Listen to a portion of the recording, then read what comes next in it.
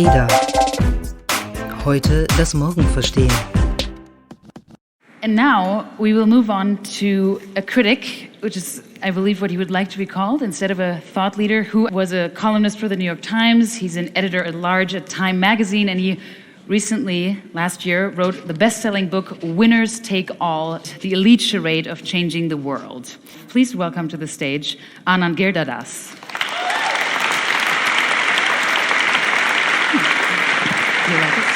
You've called Mark Zuckerberg an authoritarian titan. If you were to take his seat for 1 week, how would you use that position of power? I would break up the company immediately. I would cease and desist from all lobbying. We heard a testimony about regulation allows companies to do a lot of bad stuff. Mm-hmm. I mean, Facebook has more lobbyists than most companies on earth, and is active. I mean, I've met some of them. I have a lot of people who tell me what they do privately and not on stages, and tell me that they're pushing for regulations that create the world in which Facebook can be predatory and abusive, and which they're under-regulated. And so I actually don't think Facebook in particular, if we're talking about a particular company, I actually don't think it's a redeemable company. And I think there will be many people who create platforms for community. There already are many platforms. Frankly, I'd love companies founded in Africa to play that role. I don't think a guy who started a social network in 2004 because he couldn't meet people face to face and wanted to create a way to rate girls' beauty on a website. I don't think that person, having behaved the way he has since that day, and frankly at the beginning also, should have the power over how so much human discourse, the power to affect elections, the power to allow foreign cyber war operations to go on unimpeded because the growth lust conflicts with letting regulators in or letting journalists in, the amount they've threatened journalists who've tried to actually look into some of the stuff we were talking about earlier. So I think Facebook is beyond repair. And what's been really interesting, I've spent a lot of time over the last year speaking at different things like this, exactly set up like tonight where I talk and then I go to the line. Now the line, as you'll see, is not incredibly private, but it's more private than this. Mm-hmm. But it's not exactly a safe space. People can hear what's being said, maybe. I can't tell you the number of Facebook executives who have felt safe enough in the line, not here, to say our company is fucked up and Zuckerberg is the problem and has to go. So if I had that job, I would resign. Well, the reason why I ask about what you would do in that position of power is you've said that you want to bring the language of power back into the public conversation, which is a public conversation that I understand you to consider to be dominated too much by what you call market world. Now, we're here at an event that is called Beautiful Business, the House of Beautiful Business. How would you describe market world to people who clearly care a little bit about business? Market world, so one of the things I learned a long time ago as a writer is that if you are writing the kind of book or article where you're going to Antarctica and you're describing something that most people will never see, have never seen, all you have to do is just straight up describe in straightforward words because it's a new territory for people. Then there's another kind of thing, which this book is, which is you are re-describing to people stuff they are intimately familiar with. This is a book about the slogans you hear all the time. It's about the companies we all work for. It's about the billionaires we see in the news every day. And so when you are doing that latter type of project, what you are trying to do is make people look again at what they already know, what they already think they've seen. And it's very important. Coinage is a very powerful tool to kind of reconstitute reality for people, to maybe have people see it in a slightly different way. So I coined this term market world to try to describe a bunch of things that are disparate phenomena that I think are part of the same phenomenon. And the phenomenon is a kind of community network of people, an ideology guiding those people that essentially says win-win. Doing well by doing good. Maybe even beautiful business. That we can basically live in a world in which we make the world better by the rich and powerful making as much money as possible and certainly never giving up power. That it is possible in an age of inequality, an age of monopoly, an age of elite capture, that it is somehow magically possible to lift up those prostrated on the floor without somehow disturbing the people standing on their necks. Now, this is a remarkable feat of physics, let alone ideology. And so market world is billionaires who, to go with something you said earlier, make their money actively by committing harm. I believe Facebook actually is in that category. Connecting the world is a slogan, it's not an activity. And then do good works on the side to purpose wash, as you eloquently put it. I believe it's also young people who are not billionaires, who are 22 on college campuses deciding what to do with their lives. And I actually start the book with Hillary Cohen's story. She's one of them, not famous, not a philanthropist, but determined to make a difference, as so many young people are now, determined to change the world, and who end up at Goldman Sachs and McKinsey because that's what they're now told is the way you acquire the skills to change the world. You apprentice with the people most responsible for degrading the conditions of the issue you want to work on. I believe also there's a kind of circuit of thought leadership, which I write about in the book, the kind of Aspen, TED, Davos world. How's a beautiful business? Maybe. I just got here, but I suspect that may be true.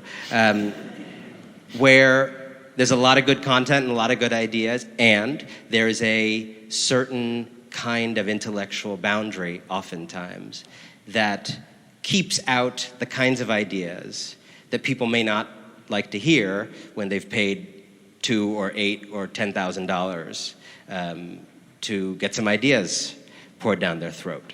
And so all these things are different. The billionaire is different than the 22-year-old, is different than the idea circuit. But what they all have in common is, I believe, an explanation for why we're living in the age we are.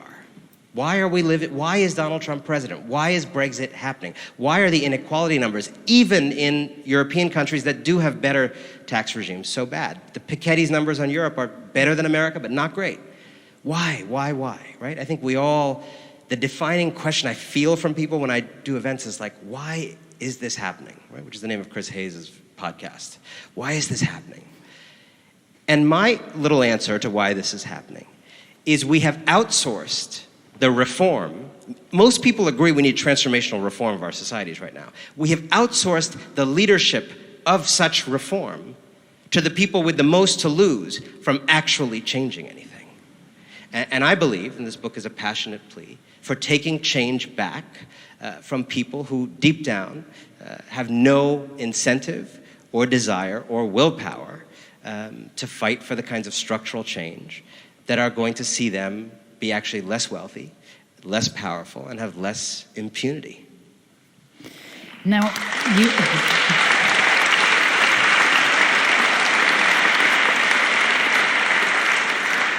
you mentioned the idea of win-win situations.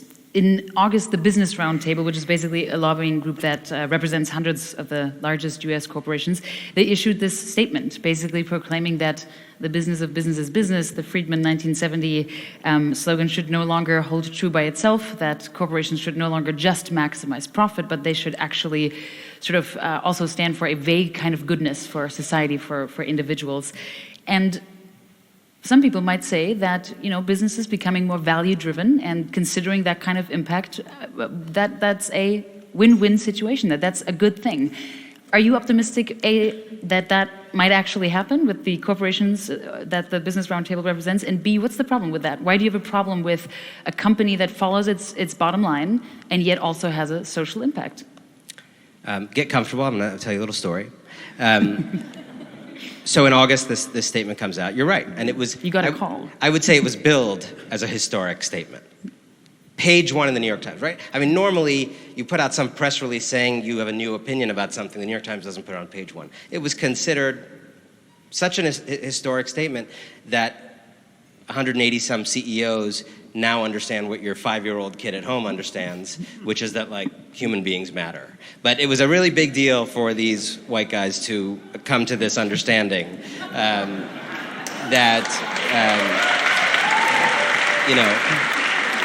and I think there's like one or two women in that group, so that's nice, letting them in. It may have been letting them in that actually led to this statement, probably. So this statement comes out, and it's immediately greeted as wow. And you think, like, what if we were this credulous about claims about the military or by the military, or claims by senators and congresspeople, or by anybody else, right? Like, 180 companies just said a statement that they now pledge to factor in people. Are they now, is any of those companies, I immediately asked publicly, any of these companies planning to renounce a tax practice that they're currently using that they won't use next calendar year? Any of these companies plan to not lobby on some issue that they were currently lobbying for? Any. I didn't get any answers. But because I was quoted in the New York Times article announcing this thing, I did, while on vacation in August, get an email, which led to a phone call from Jamie Dimon. JP Morgan Chase, CEO. Runs the biggest bank in the world, but also runs this umbrella organization. So he's like the CEO of the CEOs in addition to running this company. And, you know, most people in this kind of position are like, let's talk off the record or whatever. But to his credit, or for whatever other reasons, he did not say that. So we had a half an hour spirited discussion that gets to the heart of why you can't outsource the job of hen protection to foxes. So he said, well, you know, why are you giving this kind of quote to the New York Times? I mean, you know, you're skeptical. I was like, you know, what you've signed up for is like a pledge of voluntary virtue. Win-win, right? Beautiful business, you might say. You've committed to have your businesses be more beautiful. But what's making that a requirement? He said, well, you know, regulation's counterproductive. I mean, it's all the, like, business bro, you know, the guys with the vests that have their, like, VC firm written on the vest, like that guy. The same stuff that you always hear from those guys, right? Look, well, regulation's really counterproductive. Those guys all have the same voice, too, which is remarkable. Are they really old, all of them? They literally all have that voice, yeah. Like, I just find it actually really, like, sociologically interesting as a side tangent. Like, a lot of women work in business, but manage to, like, not have, like, 3 talking points from their first year of the MBA program about business, but somehow these guys are just, like, really stuck in, like, you know, regulation's counterproductive, and, you know, taxes just reward poor people, and, so, you know, I'm hearing, like, a lot of this from the most powerful CEO in America. And I just kept pushing him on, like, if you believe companies should treat people better, fantastic. Let's do a minimum wage. Like, let's do that for everybody. Let's, like, make it the law. Your bank tellers, other people. I said, you know, there are a lot of exploitative companies, whether or not you think yours is, on that list that signed this thing. There's people peeing in a bottle to work their shifts. It's been reported in the paper. And he said, I know those CEOs. They're nice guys. And, you know, a lot of people just don't like to work. Right? Mm-hmm. So people are keeping their life savings with this guy who thinks they don't like to work. We talked about lobbying. Why don't you require any company in the Business Roundtable that is now duty-bound to follow this statement that they're not going to befoul the planet and hurt people by running their businesses, to lobby for a law? Elizabeth Warren has a plan, Bernie Sanders has other plans, Accountable Capitalism Act.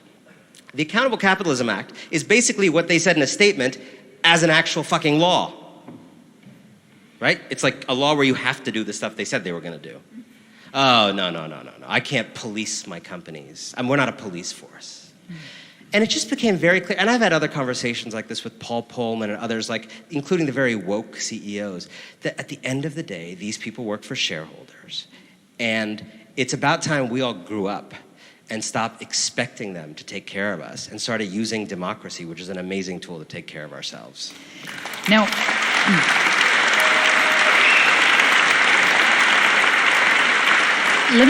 Jamie's going to be your next interview, is that right? Yes, right after. Yeah, Jamie will be here. Facebook, Anand, Jamie, that's right. I wish. Let's pretend like they actually were about to do something about what they just announced, and there were actually these activities with positive impact. I have a feeling that you would still consider win-win situations to be non-existent, that the idea of doing the bad or maybe doing your company's main activity while also doing these, you know, announced sort of niceties on the side, that just doesn't fly with you. So my question is, you say elite generosity is the wingman of injustice. Is elite minus generosity, is that any better if they don't do any of this? Isn't this a first step? Might one say that? It's a great question. it's a very important question. First of all, I don't want to say there's no win-win situations in the world. There's plenty of win-win situations, right? The concept of win-win arises from like basic economics and trade. Like, you know, if I want that jacket because it's a really stylish jacket, and I'm willing to give you an amount of money for it that makes you happy, like we could do a trade, and that might actually be a win-win. Like that. We worked that out at the other room. That's a win-win. What a win-win becomes problematic when it rises beyond someone selling a jacket or ice cream and rises to the level of the richest and most powerful people who have too much power in a given moment. That's not true at all moments in history. I'm talking about this moment in history. And it also was true of, you know, Brahmins in India, and it was also true of the people in Downton Abbey living in that damn castle all by themselves, right? When you have particular moments in history where you have really insane distributions of power, which is what we're talking about, and I believe we are in one now, right? Where a handful of people own as much wealth as the bottom half of humanity. In the United States, 49% of new income goes to the top 1%. We kind of know the data now.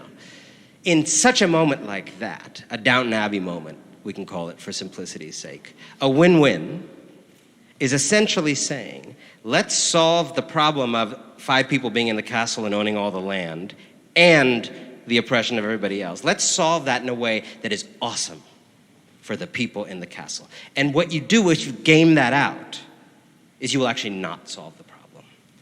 To do a win-win is to side with power when you have an unequal distribution of power. There's no win-win answer to the Me Too movement, right? Yeah, you got to deal with your rapists and assaulters, which is a certain number of people, but all men need to have less power and impunity in all the spaces we operate in to even begin to address that issue. I say this again and again. Real change.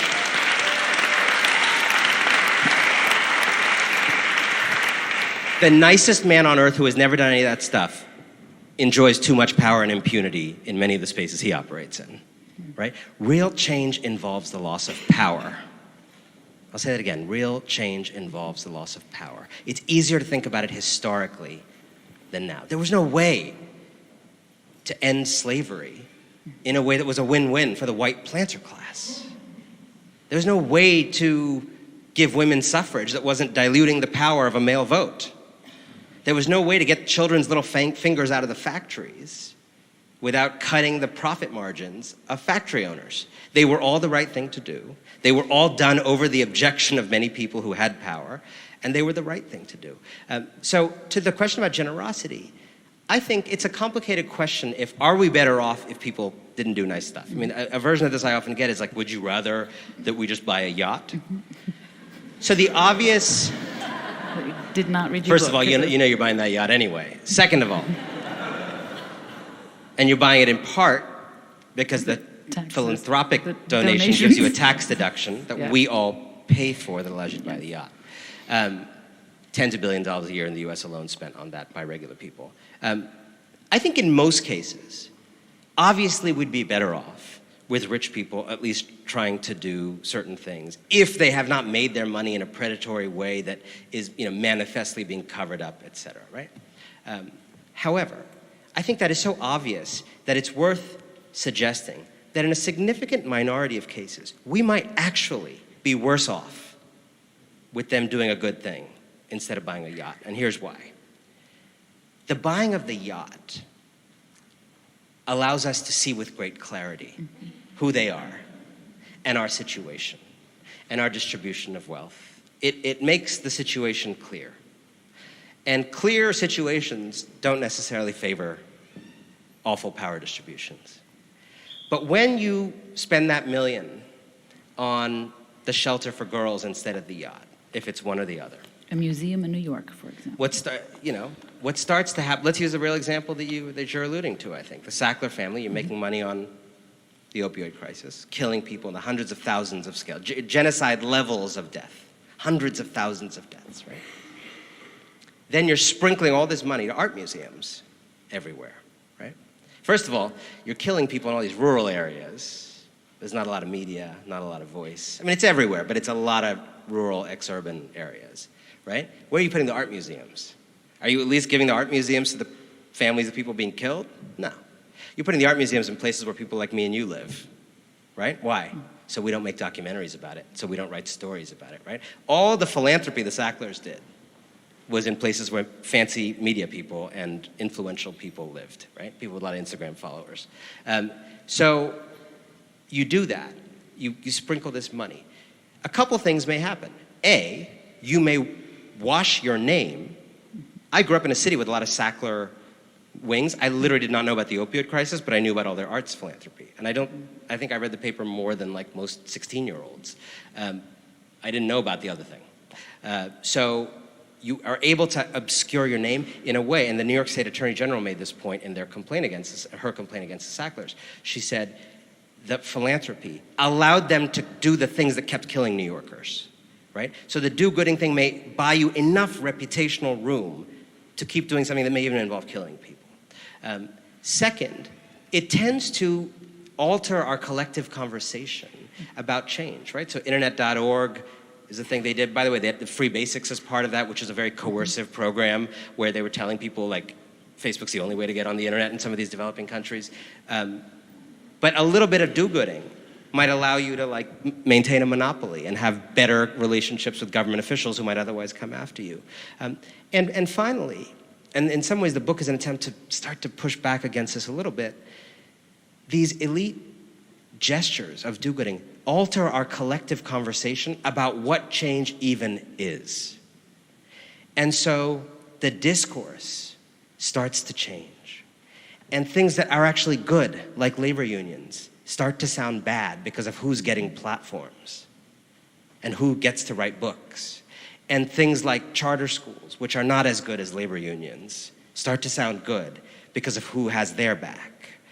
And on the question of feminism and empowering women, an idea like Lean In, which is essentially trying to convince women that thousands of years of patriarchy is a posture problem. If women were to have reclined at a different angle, oppression over. You have done an amazing. You just fought patriarchy right there, one shoulder at a time.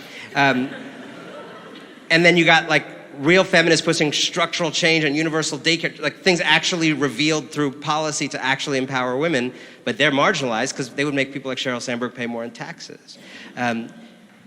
You start to get in the situation where we might be better off with the yachts because we would actually probably come after these people and actually have the kinds of public policies that end plutocracy faster and more effectively than we do when we're all getting smoke-screened. Let's stick to that idea of buying the yacht to sort of display your actual character. You were quite outspoken about the Jeffrey Epstein scandal, specifically because you were part of a jury of an award that MIT gives out, and you were very outspoken about the fact that all of the money that MIT and the Media Lab specifically had taken was specifically anonymous, right? Where do you draw the line of what is okay to take, what kind of money, and what is good enough money to take? Because obviously, just for context, MIT said, well, of course we are fundraising, we're trying to do research, this is also for scholarships, we do need this money. So, number one, is there a red line for which kind of money to take?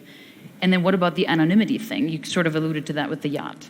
Yeah, first of all, this is such a good question, and this is actually, since I know there's a lot of people in this room who are capable of building things and doing things, unlike me,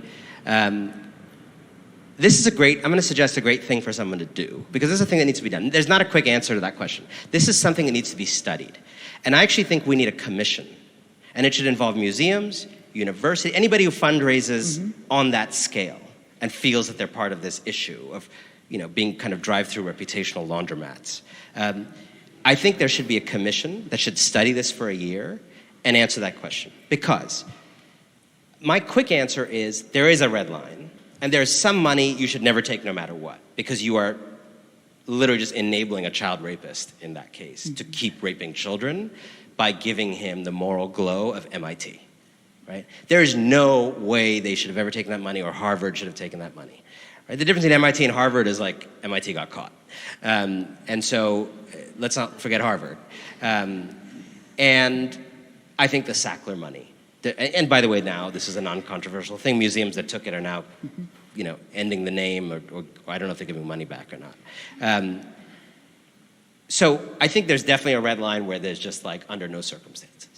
But to be honest, I think the interesting case, and then there's some money that like none of us may have any problem with, right? We can call that the green line or whatever. I think, frankly, most of the interesting cases are in between the red and the green line. So if you take something like the Walton family behind Walmart, I have huge problems with Walmart, the kind of labor practices, et cetera.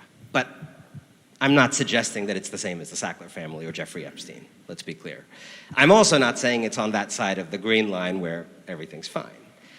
I do think we're going to live in a world in which that money's going to get taken, regardless of what I think. And I think there's probably circumstances in which it's fine to take it.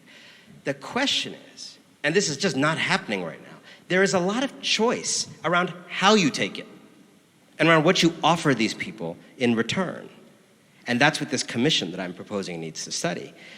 So you could give them credit, which helps with the reputation laundering, or you cannot. But there is an asterisk there of like, if you don't give them credit, is it anonymity that is shielding them? You know, so you have to be, that again, this is why it's worth like studying for a year. It's complicated.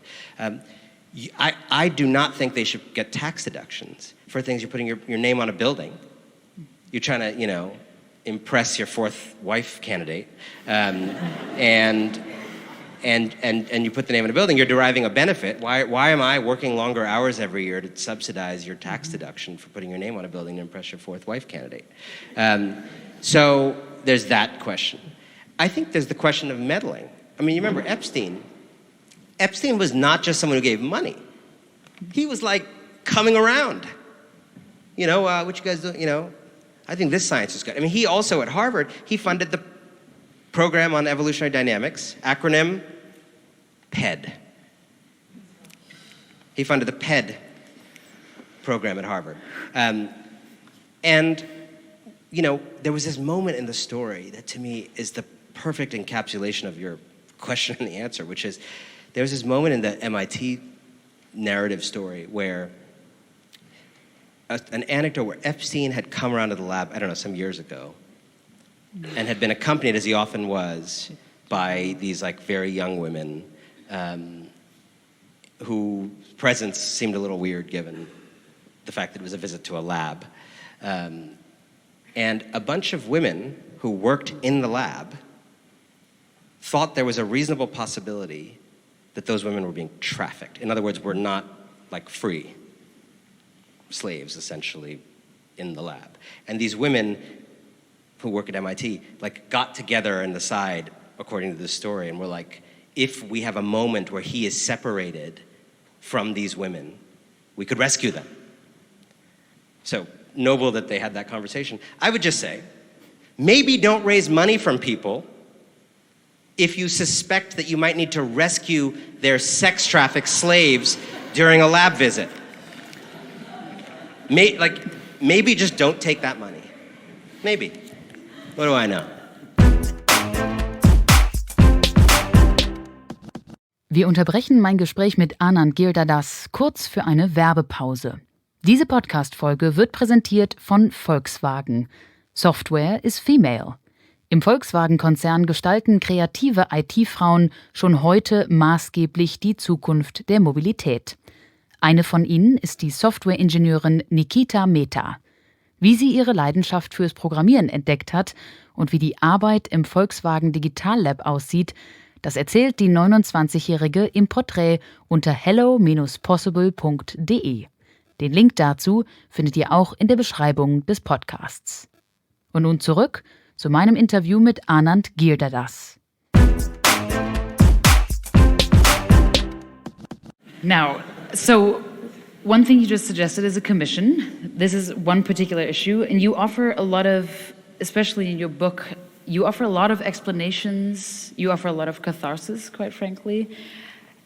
I'm wondering, even though I also sensed a very strong warning against quick solutions in your book and sort of easy fixes, I do wonder about the sort of answer, right? Is the answer just tax them more, let politics do all? Is the answer vote for Elizabeth Warren? Is the answer sack all the CEOs?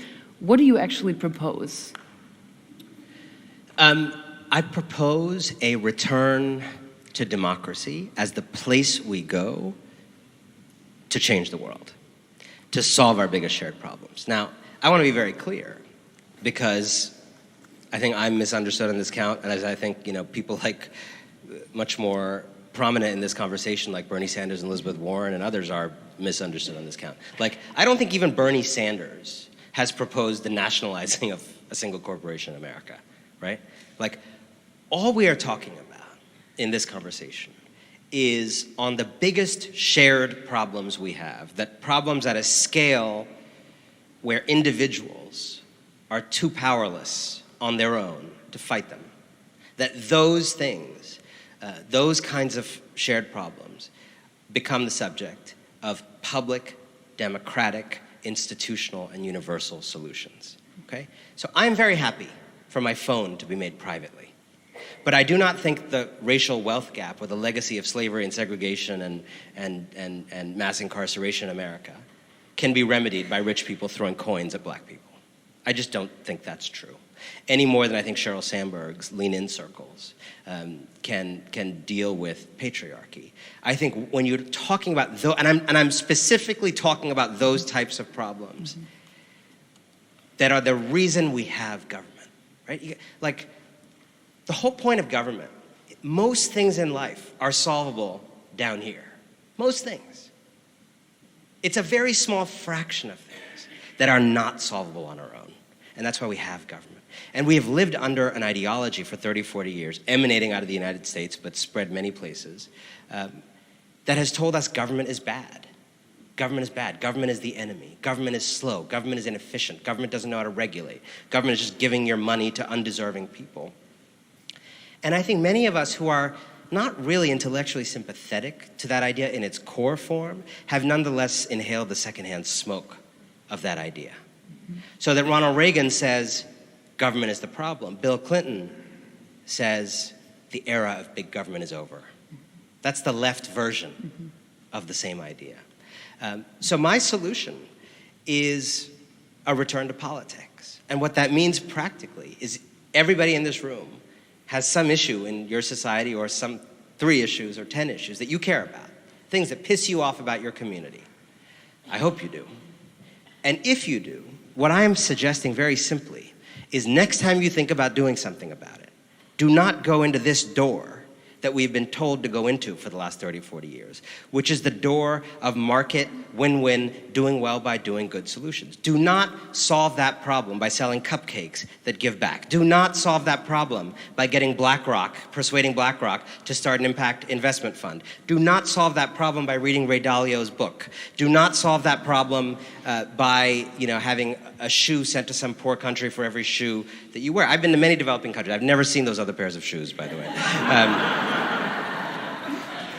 If we have any investigative reporters here, see me afterwards. And in the other door is organizing, is fighting for laws and policies that will actually solve these problems at the root for everybody.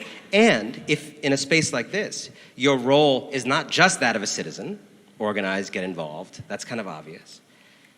It may be that you are part of institutions right now that are actively complicit in that not being a viable way for us to solve problems. You might be part of organizations that are lobbying against the government doing, the government doesn't not solve stuff because it loves to not solve stuff. Like, I know through my job a lot of senators and congresspeople. Do you know that how boxed in they are by these lobbyists who threaten them all day long with campaign contributions and getting kicked out of office if they don't stick in the amendment that's going to help Facebook?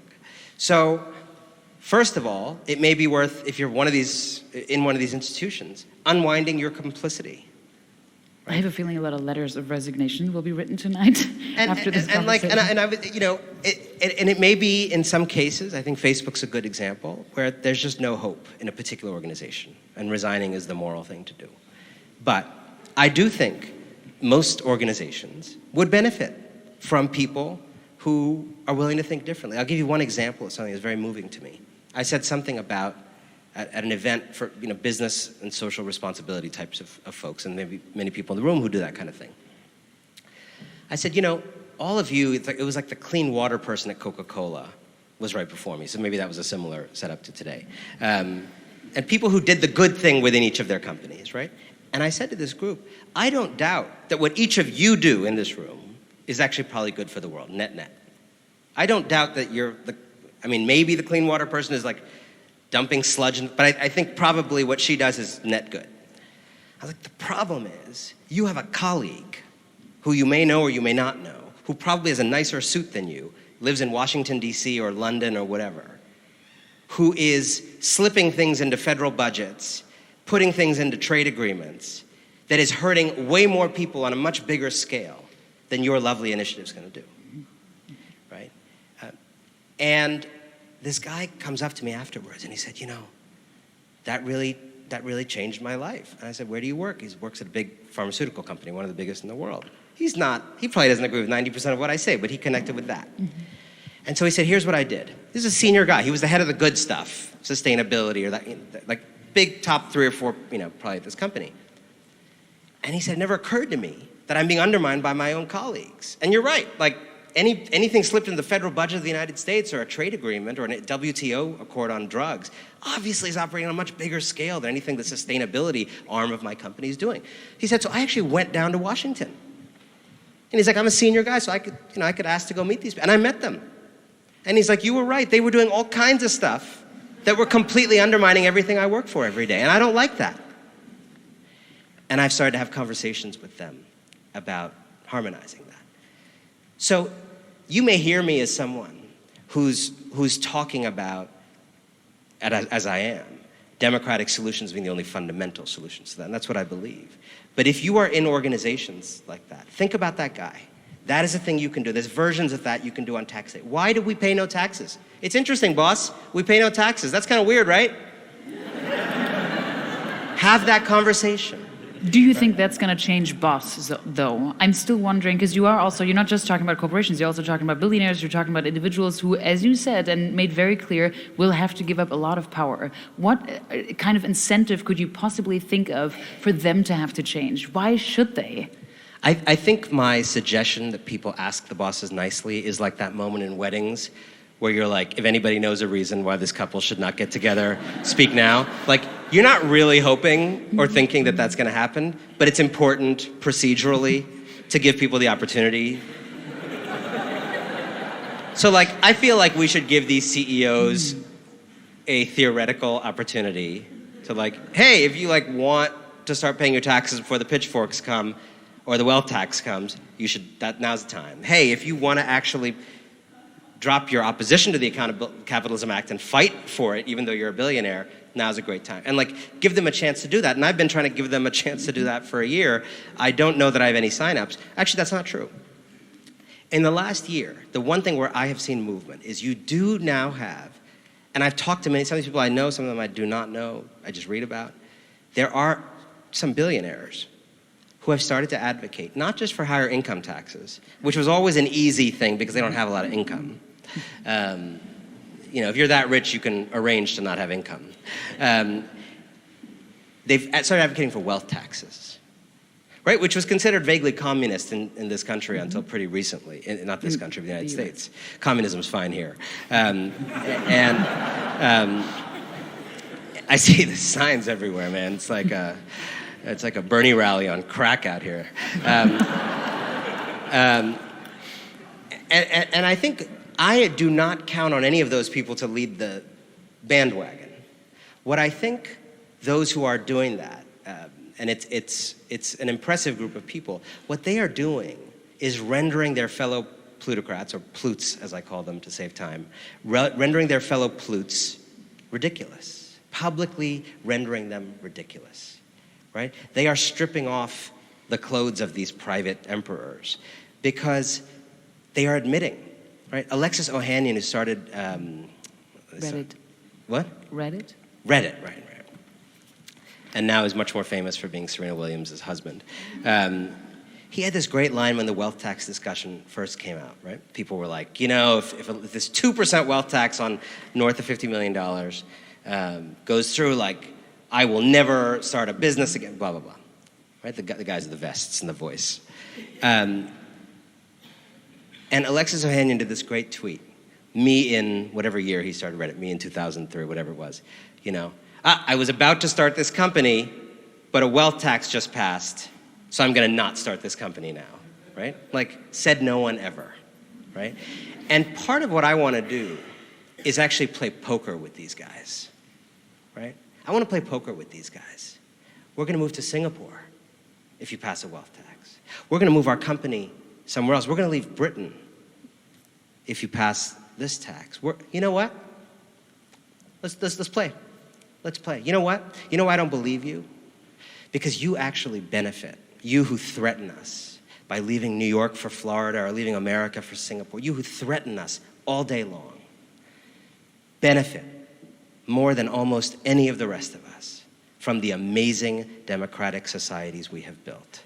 And you are leeches on those societies by benefiting from them, and undermining them all day, every day, and threatening us that if we pass policies to maybe give people health care, maybe give people education, maybe empower people who have dealt with historical injustices, that you are going to leave, well, go.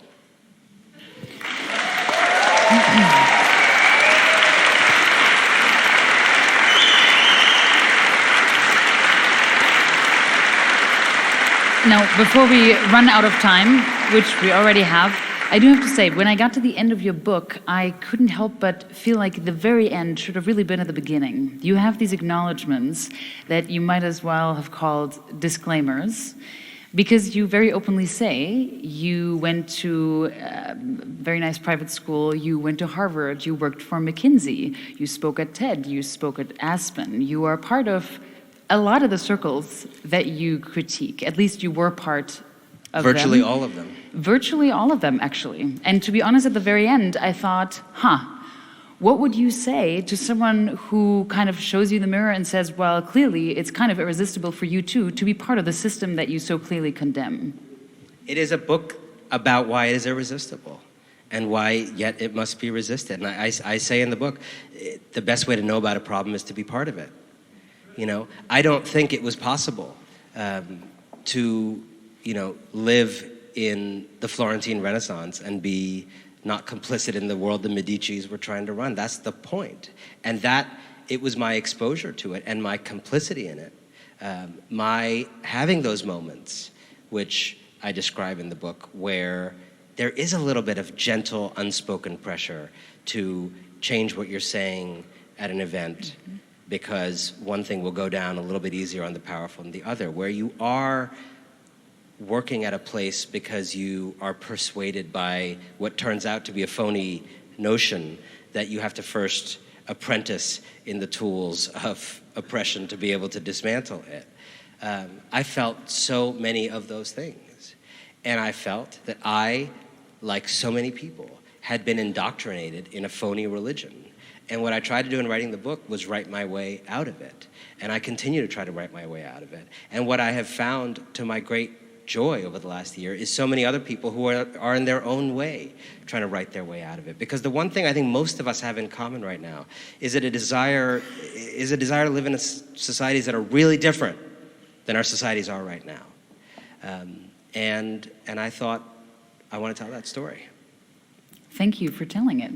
Thank you so much. Anand Giridharadas. Thank you.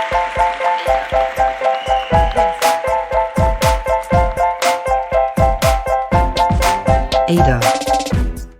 Heute das Morgen verstehen.